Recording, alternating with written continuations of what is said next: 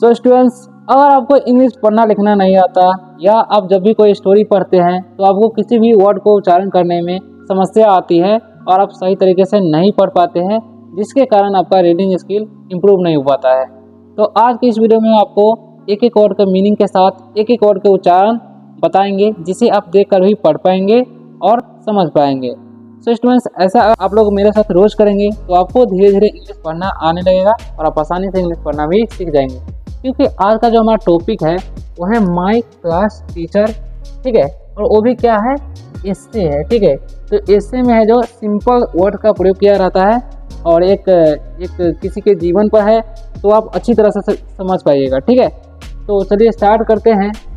अगर आप लोग वीडियो पर नए आए हो तो वीडियो को लाइक कर दीजिए और चैनल को सब्सक्राइब अवश्य कर लीजिएगा ताकि आप आसानी से इंग्लिश पढ़ना सीख सकें। तो सबसे पहले स्टार्ट करते हैं, अपने अगले सेंटेंस की ओर बढ़ते हैं, ठीक है। तो लिखा हुआ है यहाँ पर MY, इसे पढ़ते हैं हम लोग माई, ठीक है। क्लास, इसे पढ़ेंगे हम लोग क्लास। टीचर्स, ठीक है। नेम, ठीक है, इज राजेश, ठीक है, राजेश कुमार मेहता, ठीक है। अब हम इसका मीनिंग जान लेते हैं, ठीक है। आप चाहे तो इस मीनिंग को अपने कॉपी में नोट भी कर सकते हैं अगर कोई नया वर्ड मिले तो। माई मतलब होता है मेरा या मेरी, और क्लास मतलब होता है वर्ग या कक्षा, ठीक है।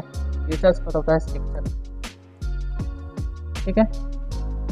और नाम मतलब होता है, नेम मतलब होता है नाम, ठीक है। देखिए, जब भी एस्टोपियस लगा रहे तो उसका मतलब होता है काके, ठीक है। तो टीचर्स के यानी शिक्षक के। इस मतलब होता है राजेश नाम है तो राजेश ही होगा, ओके। और कुमार है तो कुमार ही होगा क्योंकि नाम का नाम ही होता है, ठीक है। मेहता है तो मेहता ही होगा, तो कोई मीनिंग, ओके।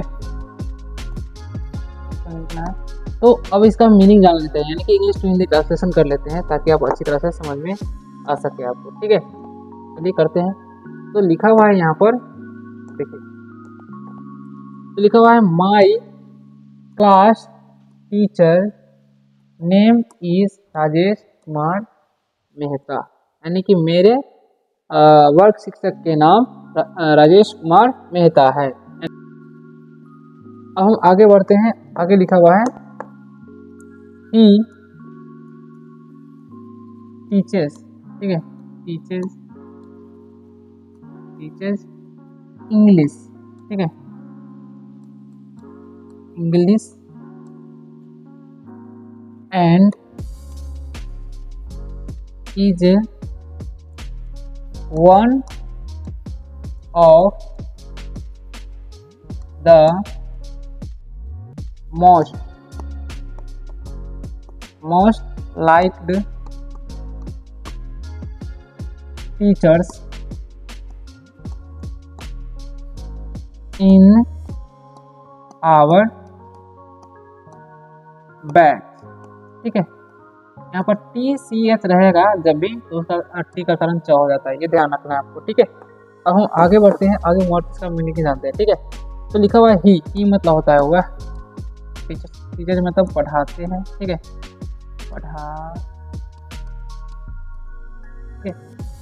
टीच मतलब पढ़ाना होता है, टीचर यानी कि वर्ड का 5वां रूप है, ठीक है। इंग्लिश मतलब होता है अंग्रेजी, ओके। एंड मतलब और, ठीक है। इज मतलब है, वन मतलब होता है एक, ऑफ मतलब होता है का कोई मीनिंग नहीं होता है, ठीक है। मोस्ट मतलब होता है सबसे ज्यादा, ठीक है, सबसे ज्यादा। लाइक मतलब होता है पसंद, ठीक है। टीचर मतलब होता है शिक्षक, ओके। इन मतलब होता है मैं, आवर मतलब हमारा, बैच मतलब होता है गुड, ठीक है। अब हम इन सभी का मीनिंग जान लेते हैं ताकि आपको अच्छी तरह से समझ में आ सके, ठीक है। तो लिखा हुआ है यहाँ पर, पहले हम अगली सेंटेंस की ओर बढ़ते हैं। ठीक है, ही टीचर्स इंग्लिश एंड, यानी कि वे अंग्रेजी पढ़ाते हैं। ठीक है, एंड और is one of the most like teachers in our batch. ठीक है, और हमारे बैच में सबसे पसंदीदा शिक्षकों में से एक है। ठीक है, इसका मतलब यही होगा। तो हम आगे बढ़ते हैं। ठीक है, तो आगे लिखा हुआ है ही इज डिवोटेड, डिवोटेड, ठीक है, devoted to his students, students, ठीक है, एंड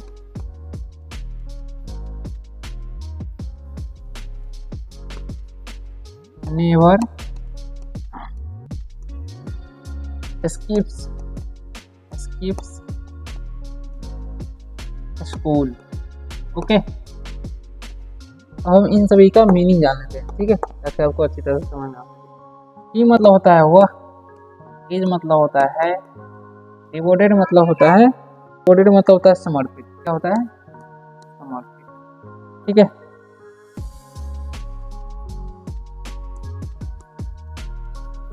और टू मतलब होता है को या से, इज मतलब उसके, विद का प्रयोग पुलिंग के लिए किया जाता है। स्टूडेंट मतलब होता है विद्यार्थी। ठीक है, एंड मतलब होगा और, नेवर मतलब है कभी नहीं। ठीक है, कभी नहीं। इसके मतलब होता है छोड़ना, और स्कूल मतलब होता है विद्यालय।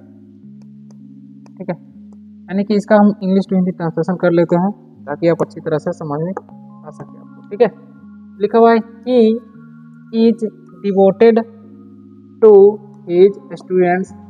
ठीक है, यानी कि इसका मतलब होगा वो अपने छात्रों के प्रति समर्पित हैं। और एंड और, ठीक है, नेवर एस्केप्स स्कूल, और कभी विद्यालय नहीं छोड़ते हैं। ठीक है, हम आगे बढ़ते हैं, आगे जो सेंटेंसेस है उनको पढ़ते हैं। ठीक है, आगे लिखा हुआ है he had, ठीक है, an MA, ठीक है, मास्टर, सबको थोड़ा होता है मास्टर ऑफ आर्ट्स। ठीक है, इन इंग्लिश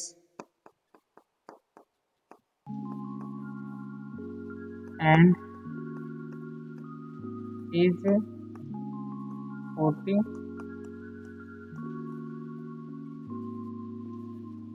years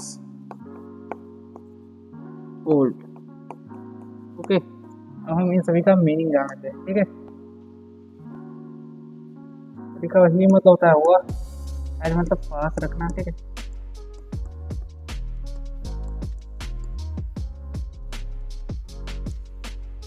एन मतलब होता है एट, एम ए मतलब एम ए,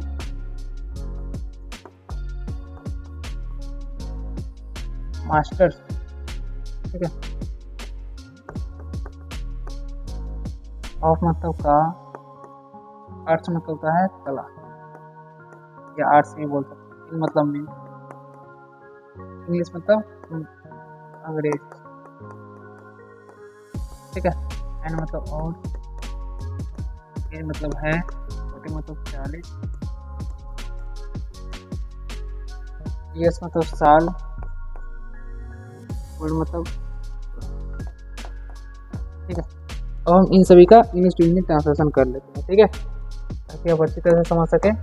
तो आगे लिखा हुआ है ही हैज एन MA, यानी कि master of arts in English, यानी कि वे अंग्रेजी में MA किए हुए हैं। ठीक है, एंड और इज 40 years old, और वे 40 साल के हैं। ठीक है, अब हम आगे बढ़ते हैं। ही टीचर्स वेरी वेल। ठीक है, अब इसका मतलब क्या होगा वो समझ। ये मतलब होता है हुआ, टीचर मतलब होता है पढ़ाते हैं। ठीक है, वेरी मतलब बहुत, वेल मतलब, ठीक है, यानी कि इसका मतलब निकालेंगे तो क्या होगा, ही टीचर्स वेरी वेल, यानी कि वे बहुत अच्छे पढ़ाते हैं। ठीक है, या अच्छे से पढ़ाते हैं। अब हम आगे बढ़ेंगे अगले सेंटेंसेस की ओर।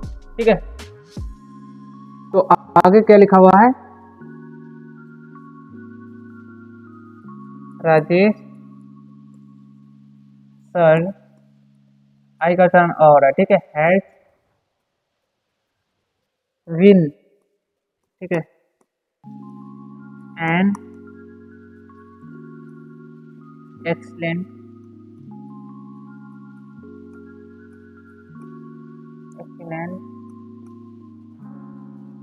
Teacher and the way he teachers is easy to understand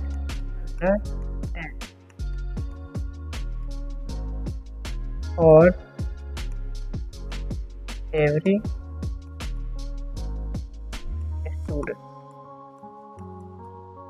okay, अब हम इसका मीनिंग जान लेते हैं। तो राजेश नाम है तो राजेश ही हो। ठीक है, सर, सर मतलब होता है महोदय, मतलब पास रखना। ठीक है, विन मतलब गया, एन मतलब एक, एक्सटेंड मतलब होता है टीचर मतलब होता है शिक्षक, एन मतलब और, का मीनिंग होता है वे मतलब तरीका, ये मतलब हुआ। ठीक है, टीचर मतलब पढ़ाते हैं, ये मतलब है, ये मतलब आसान, तो मतलब से, अंडरस्टैंड मतलब होता है समझना।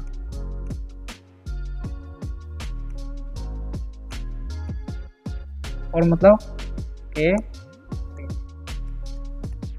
एवरी मतलब होता है प्रत्येक, मतलब होता है विद्यार्थी। ओके, यानी कि अब इसका हम इंग्लिश टू हिंदी ट्रांसलेशन कर लेते हैं। ठीक है, तो लिखा हुआ है, Rajesh sir has been an excellent teacher, यानी कि इसका मतलब होगा, यानी कि राजेश सर एक उत्कृष्ट शिक्षक रहे, और and the way he teacher is easy to understand.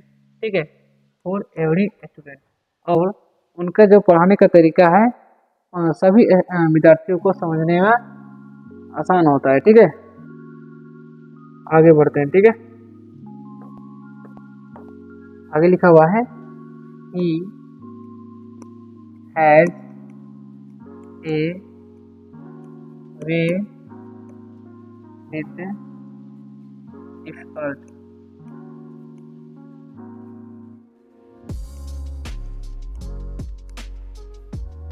concept। ठीक है,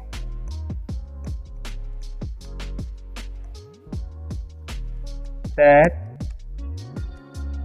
he breaks into simple terms। ठीक है,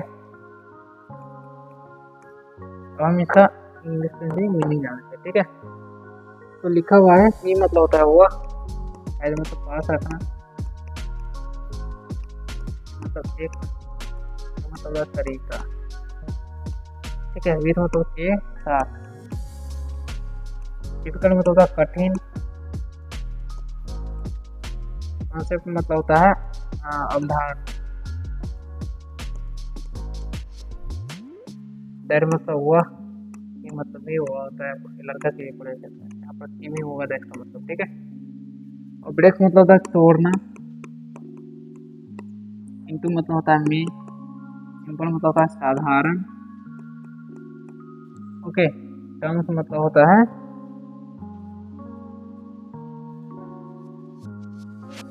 अवधि, ठीक है। अब हम इन सभी का मीनिंग जान लेते हैं, इंग्लिश टू हिंदी ट्रांसलेशन, ठीक है। तो लिखा हुआ यहाँ पर आ गया, he has a way with difficult concept that he breaks into simple terms, यानी कि इनके इसका मतलब होगा उनके पास कठिन अवधारणाओं से निपटने का तरीका है जिसे वो यानी कि जिसे वो साधारण शब्दों में तोड़कर बताते हैं, ठीक है। समझाते हैं, he is a known public speaker in the school since he presents, ठीक है,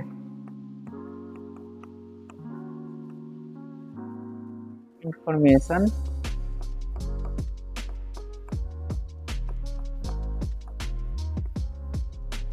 well, ओके। हम इन सभी का मीनिंग जान लें, ठीक है। ये मतलब हुआ, ये मतलब है, ये मतलब एक, और मतलब जानना, पब्लिक मतलब होता है लोग, स्पीकर मतलब होता है बोलने वाला, ठीक। मतलब में ज्यादा तो मीनिंग नहीं होता है, तो मतलब होता है डाले,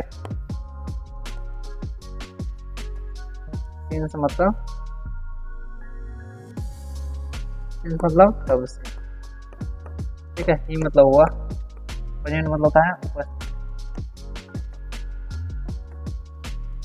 इंफॉर्मेशन मतलब होता है सूचना, वेल मतलब अच्छा, ठीक है। यानी कि इसका हम इंग्लिश टू हिंदी ट्रांसलेशन करते हैं, आप भी समझिए अच्छी तरह से, ठीक है। तो लिखा हुआ है he is a known public speaker in the school, ठीक है, since he presents information well, ठीक है। अब हम इसका इंग्लिश टू हिंदी ट्रांसलेशन करके आपको बताते हैं, ठीक है। वह स्कूल में प्रसिद्ध सार्वजनिक वक्ता है क्योंकि वह जानकारी अच्छी तरह से प्रस्तुत करते हैं, ठीक है। और हम इसका आगे अगले वाले सेंटेंस को पढ़ते हैं, ठीक है। तो लिखा हुआ है आगे, तो आगे लिखा हुआ है he performs, ठीक है, perform the majority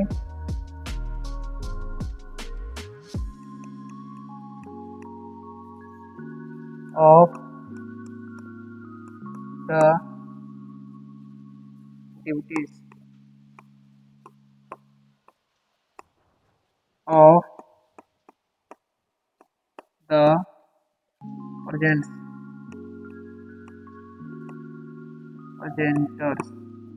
ठीक है, ओके। अब हम इसका इंग्लिश में ट्रांसलेशन बनाने के मीनिंग पर जाते हैं, ठीक है। ये मतलब हुआ, परफॉर्मेंस मतलब होता है अभिनय का, अभिनय का, ठीक है, का कमी नहीं।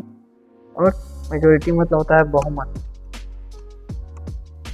और मतलब का कमी नहीं होगा। और ड्यूटी मतलब होता है कर्तव्य, और मतलब का कमी नहीं होता है। और प्रेजेंटर्स मतलब होता है प्रस्तुत करता, ठीक है। और हम इसका इंग्लिश टू हिंदी ट्रांसलेशन कर लेते हैं ताकि आप अच्छी तरह से समझ सकें, ठीक है। तो लिखा हुआ है he performs the majority of the duties of the presenter. ठीक है, इसका मतलब हुआ वह प्रस्तुतकर्ता के अधिकांश कर्तव्यों का पालन करते हैं। ठीक है, हम आगे बढ़ते हैं।